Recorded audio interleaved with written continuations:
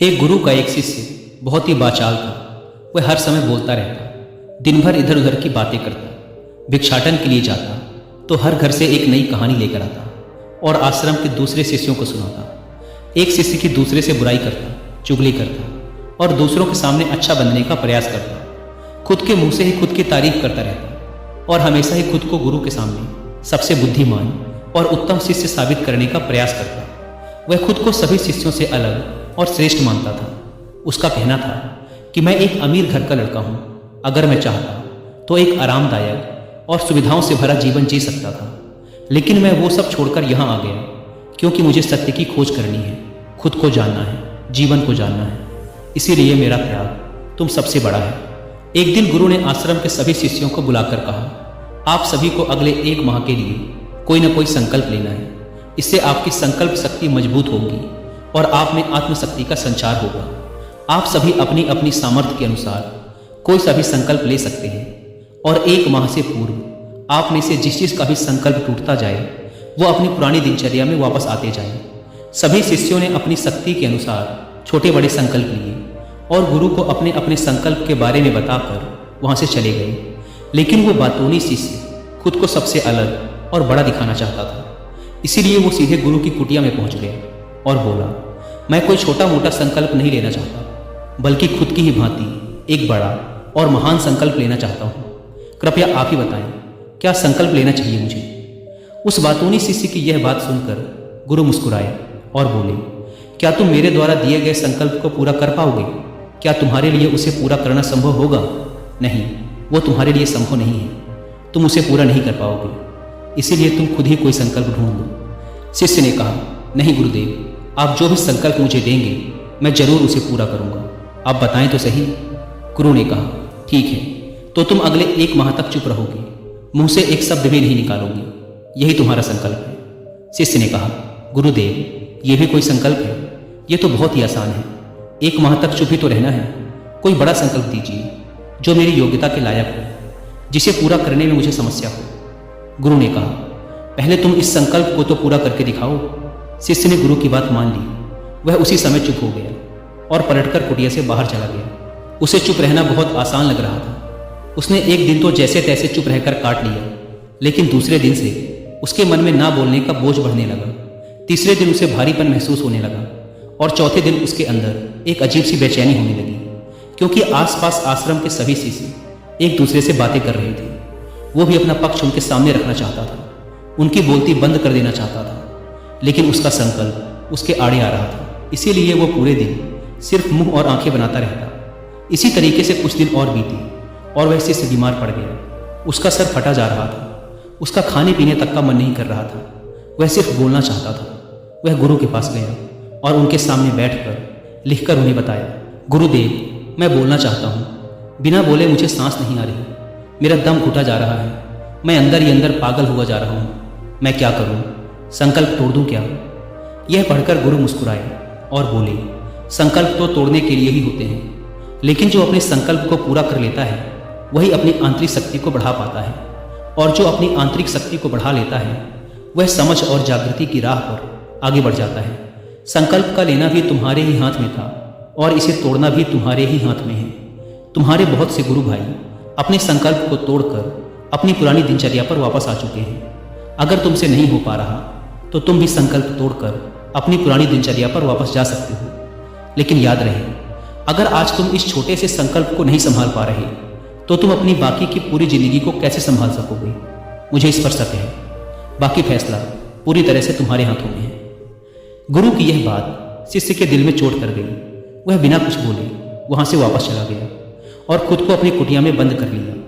वह केवल अपने जरूरी कामों के लिए ही कुटिया से बाहर निकलता, बाकी सारे समय कुटिया के अंदर ही बैठा रहता। 15 दिन बीत चुके थे और आश्रम के लगभग सभी शिष्यों का संकल्प अब तक टूट चुका था, लेकिन उस वाचाल शिष्य का संकल्प अभी भी जारी था। संकल्प लेने के बाद से अब तक उसने एक शब्द भी ना बोला था। सारा आश्रम हैरान था कि इतना बोलने वाला इंसान चुप कैसे हो गया।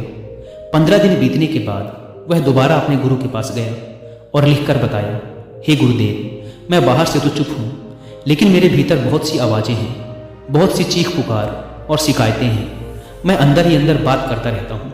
मेरा मन तरह तरह के प्रश्न पूछता रहता है। मैं बाहर से जितना मौन हूँ, भीतर से उतने ही शोर शराबे से भरा हुआ हूँ। मुझे शक हो रहा है, क्या मेरा संकल्प अभी भी जारी है? गुरु ने कहा, हाँ, तुम्हारा संकल्प अभी भी जारी है, लेकिन जब तक लोगों की ये आवाज़ें तुम्हारे कानों में पड़ती रहेंगी, तुम्हारा मन बोलता रहेगा, क्योंकि इसे तो आदत है बोलने की।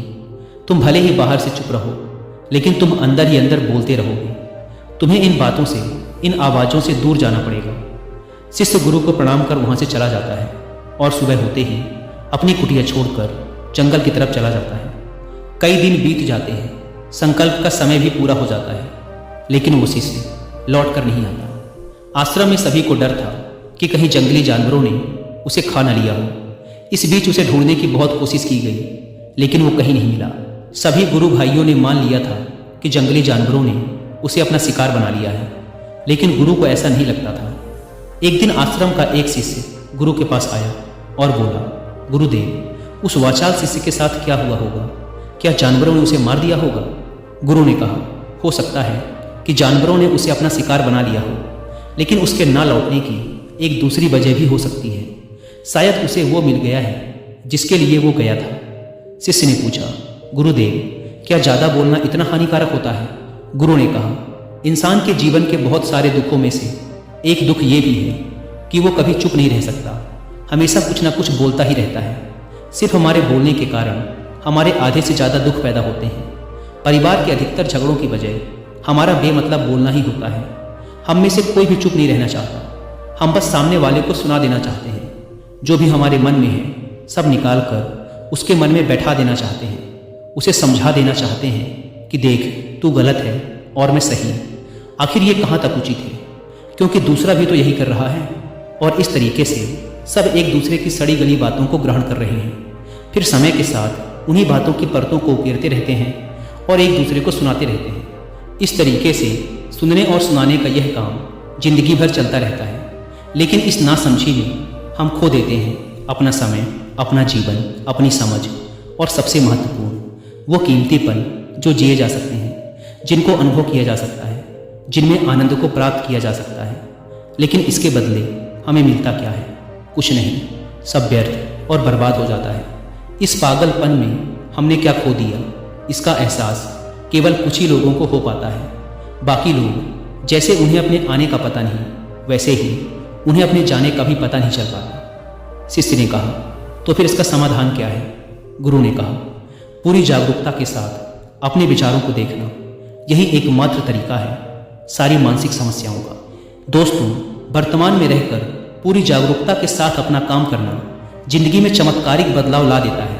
ऐसा कहना है फेमस जैपनीज जेन मास्टर सुनरियो सुजुकी का, जिन्होंने अपनी किताब जेन माइंड बिगिनर्स माइंड में डिटेल से समझा रखा है कि कैसे एक व्यक्ति अपने रोज के कामों को करने के साथ भी अवेयरनेस यानी जागरूकता का अभ्यास कर सकता है और एक mentally stable and happy life जी सकता है।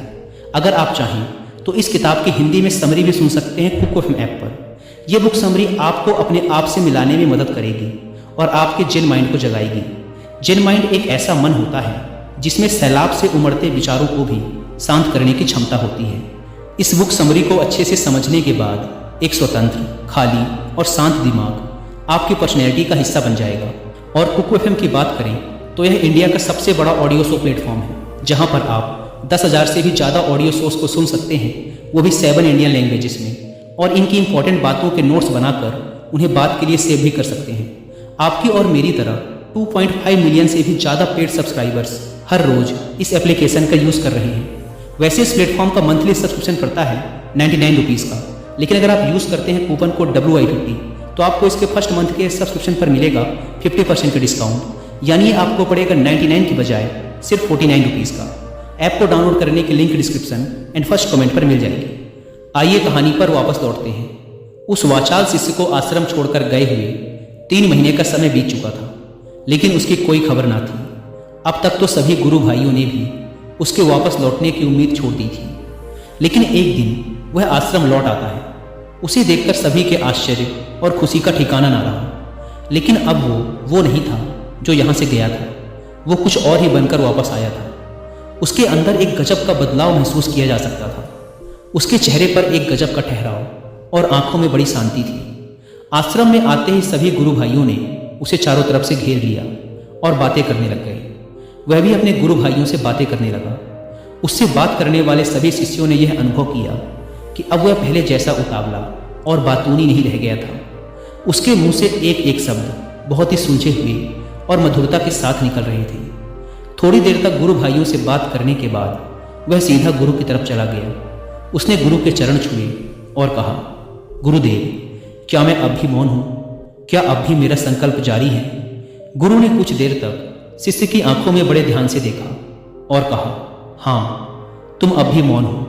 तुम्हारे मुंह से एक भी शब्द निकल नहीं रहा और तुम्हारा संकल्प अभी भी जारी है। शिष्य ने कहा, गुरुदेव, जब मैं आश्रम से गया तो मैं मुंह से तो चुप था, लेकिन मेरे अंदर बहुत सी आवाजें थीं, मन में बहुत से प्रश्न थे और वो बंद नहीं हो रहे थे।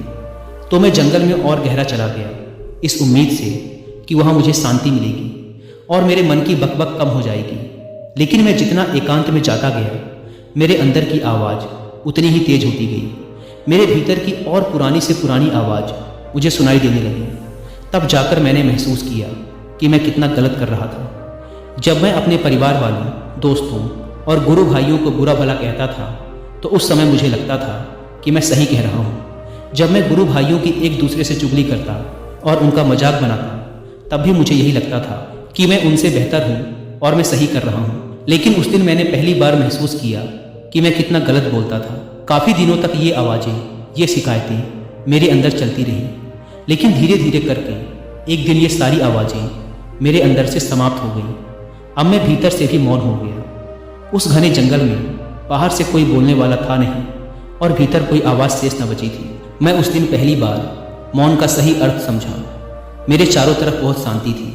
हालांकि अभी भी कुछ आवाज़ें आ रही थीं जो पहले भी आती थी, लेकिन मैं उन्हें सुन नहीं पाता था। पर अब वो सभी आवाज़ें मुझे स्पष्ट रूप से सुनाई दे रही थी।